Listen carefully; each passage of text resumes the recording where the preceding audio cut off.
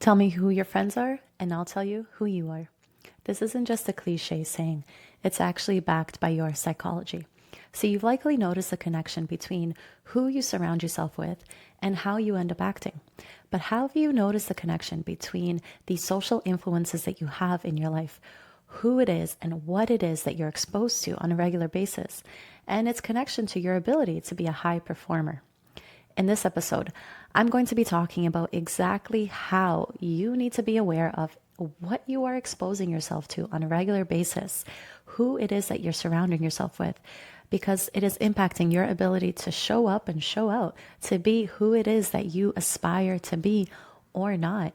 It is impacting your potential. Let's get right into it. This is The Self-Led Leader. I'm Dr. Christina Ady, and in this show, we explore how your beliefs about who you are and what you're capable of determine the results that you're getting. Every week, we go beyond your skills and strategy to explore the psychology of how you operate and how it's been limiting you, so you can finally achieve the goals you didn't think you could. Let's get into today's episode.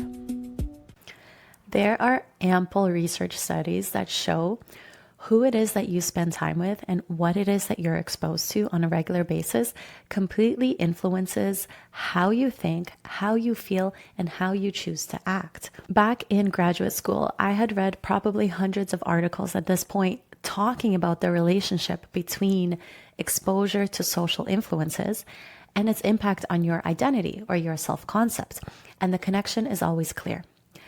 Who it is that you are surrounding yourself with will always impact how you feel, how you think, and what you think you should be doing versus not doing. Now, this is important because when you are a high achiever, a high performer, someone with big goals, big ambition, and big potential, it's important to understand the connection between your environments and the people and the things that you're exposed to and how it is impacting your own mindset. Because it is a bi-directional relationship. And this is extremely important to understand. Because on the one hand, you need to be able to be driven, to pursue your goals, to have that ambition, to have that inner fire in yourself, to even believe in the first place that you are capable of at least trying to pursue the things that you have set as your goals.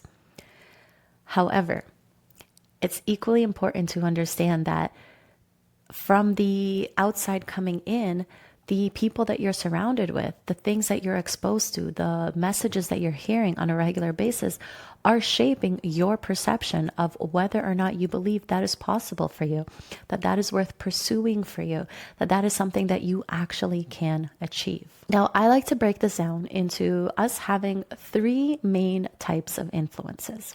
And maybe you've heard me talk about this in a previous episode, but let's go through it one more time. Because again, most people recognize the fact that the people close to them are shaping their mindset, but there's so much more nuance and depth to this that most people are overlooking. So the first is your firsthand experience. These are the actual experiences that you have had yourself, the conversations you have had, the wins, the losses, the failures, the public moments of embarrassment. All of that shapes how your own perception is and what you think you're capable of. The second is secondhand experiences.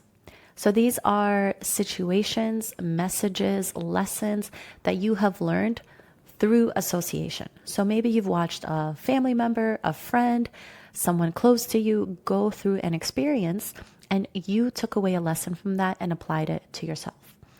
And the third being third-hand experience. Now, this is more general in a sense. This is the environment, the social context, the ethnic or cultural environment that you grew up in.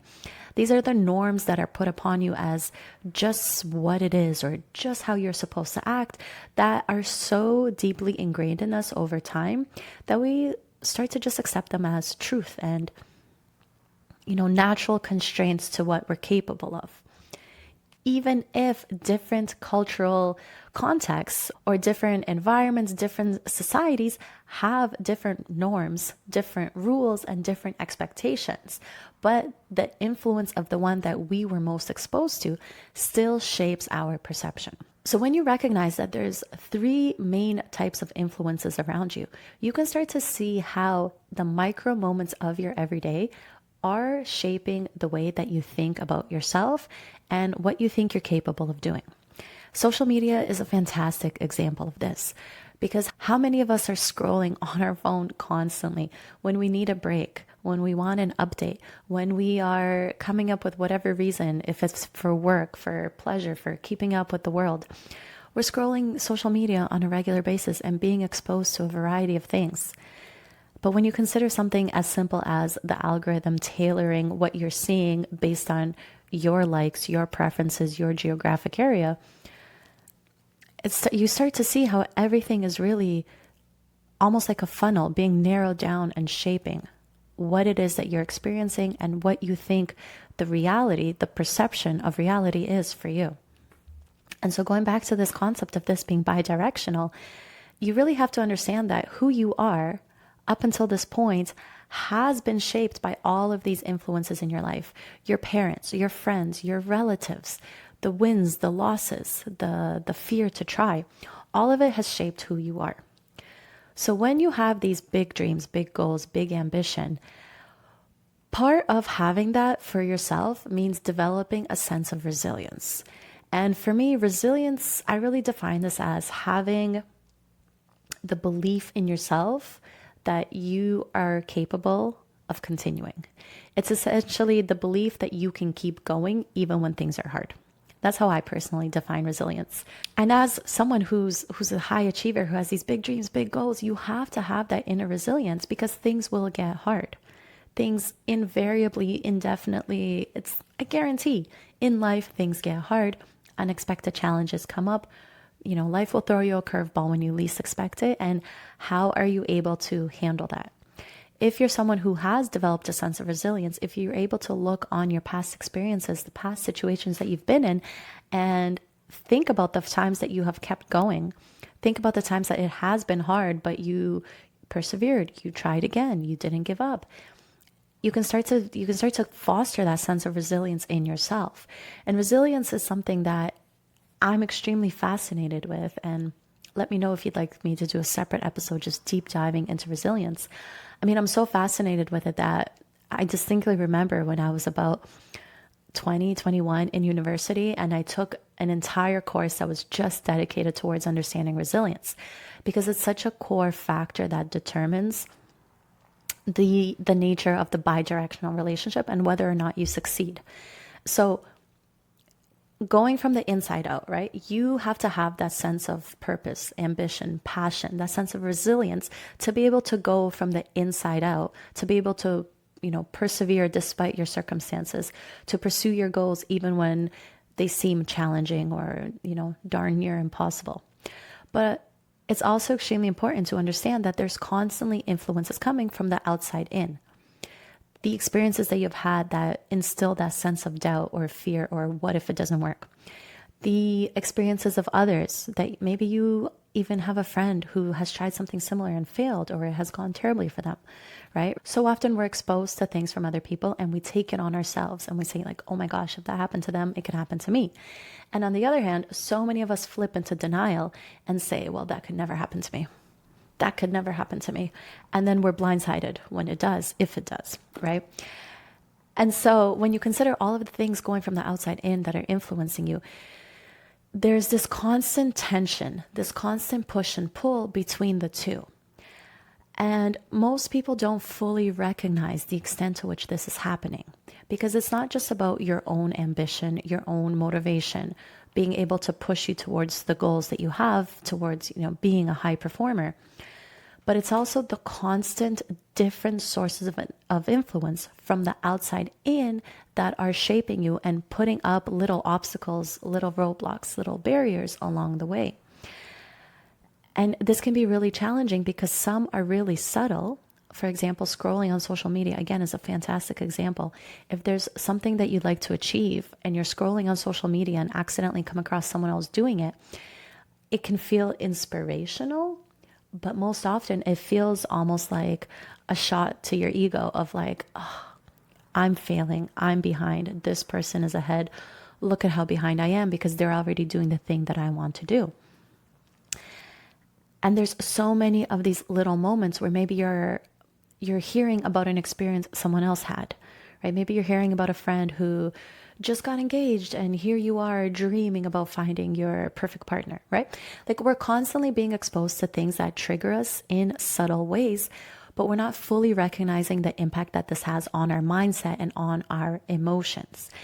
And so many people that I speak with are focusing instead on the actual obvious triggers that we have, most notably through our family and friends. And this can be a really difficult point of contention to understand and to deal with because so many of us, so many of the people I've spoken with, the leaders, clients, friends, have had this experience where we have these ambitious goals, these things that we'd like to achieve and accomplish, and the people closest to us, the people who are supposed to love us and care for us and have our best interests at heart, aren't always supportive and aren't always understanding. And part of that, a large part of that, comes down to their own social conditioning and to their own perceived sort of definition that they already have for you, their preconceived notion of who you are and what you're capable of based on how they have thought about you in the past up until now. And it's such a difficult position to be in when you feel driven, when you feel excited, and you share that maybe with family or friends and they don't reciprocate that enthusiasm. Maybe they shut you down. Maybe they instill doubt in your mind because they have those good intentions and they want to look out for you, but it's not coming across the way that you want it. And this is what I mean when I say there's that constant tension between you being able to generate from the inside out the feeling, the ambition, the resilience, but at the same time having that influence of your family, your friends, what you're watching, who you're exposed to, what you read about, what you accidentally see online. And that's a point of tension that is easy to overlook and easy to miss the signs, because so often this will show up in signs that are emotional. The lack of motivation, the sudden loss of excitement, the inability to stay consistent. If you're experiencing any of these things, first of all, they're completely normal. But second of all, it's so incredibly important to recognize what is really driving them. Because when you start to notice what are the moments that are triggering you, or what are the precursors to you losing that motivation, that excitement, that passion that you had, when you start to dissect these situations and really get down to the core of it, you'll probably start to notice that there are specific triggers that are leading to this loss in performance for you. That could be conversations with your parents or friends, the disappointment you might feel if your partner doesn't understand what you're doing. It might be feeling a loss of motivation or second guessing your entire trajectory based on something that you saw online because someone else has achieved the level of success that you aspire to, and it can feel demotivating, or it can feel like there's no point when they're already doing it better. And again, this is so normal and so human and what we all face, but it takes a certain level of awareness and recognition of the fact that this is happening on a psychological level on a regular basis to then be able to mitigate it.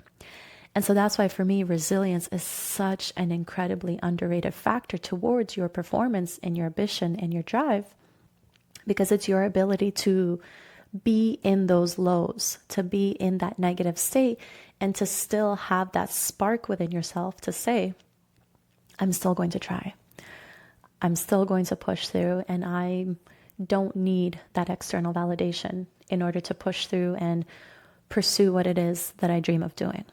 And it takes a certain mindset to be able to do that, because when you fall into the lulls, when you don't feel supported, when it's impacting your performance, and then you're judging yourself and being critical of yourself because you're not as motivated and you're not as consistent and you're not doing the things that you need to do to achieve your goals that you've set for yourself, it's a hard place to be in emotionally and mentally. And so if you find yourself in that place, or the next time you find yourself in that place, because we all fall into it, especially as high achievers, it's so incredibly important to start to recognize what exactly is contributing to it. Because the more that you recognize which of the influences are creating those extra moments of tension, the more intentional you can be with removing them from your life.